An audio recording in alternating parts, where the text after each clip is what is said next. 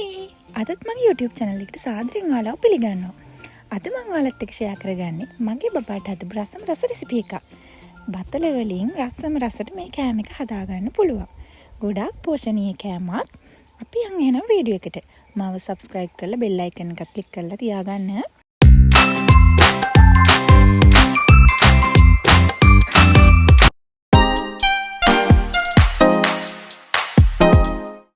අද අපි මේ කෑම එක හදන්නේ බතල වලින්.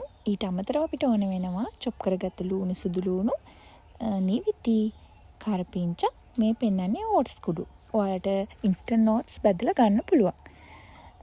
තෙල් ටිකක් මුලින්ම රත් වෙන්න තියලා ඔයාලට olive oil හරි butter හරි මේ වෙනුවට යොදා ගන්නත් පුළුවන්.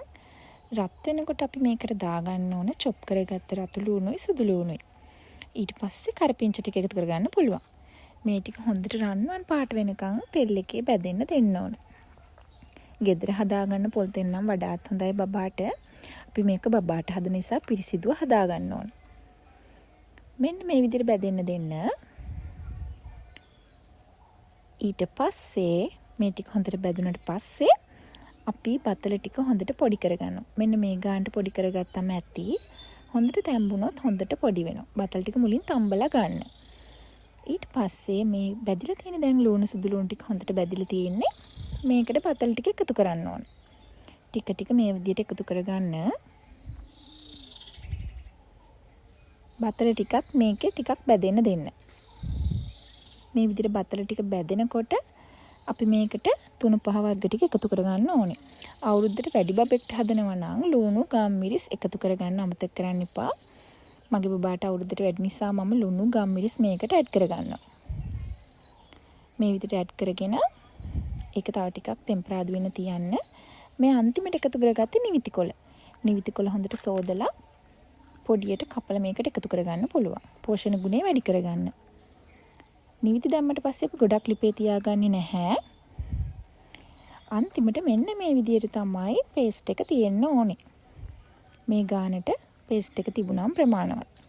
දැන් මේ පේන්නේ අපි ලිපෙන් බාගත්තට පස්සේ. මේකට අපි එකතු කරනවා අපි කුඩු කරගත්ත oats ටික. මෙන්න මේ ගානට බෝලයක් හදාගන්න පුළුවන් විදිහට මේක අනා ගන්න. ඊට පස්සේ අපි මේ විදිහට බෝල වලට කඩලා රොටි හදාගන්න ඕනේ. ඊට පස්සේ පෑන් එකක් ලිපේ තියලා බටර් හරි තෙල් හරි දාලා මේ ටික දෙපැත්ත පුච්ච ගන්න තමයි තියෙන්නේ. මේ විදිහට තියලා රන්වන් පාට වෙනකන් බැද ගන්න ඕන. දෙපැත්තම හරව බැද ගන්න. මේක බැදෙන තරමට සුවඳත් වැඩි රසත් වැඩි. බබා ආසාවෙන් කනවා. මෙන්න මේ විදිහට තමයි බැද ගන්න ඕන.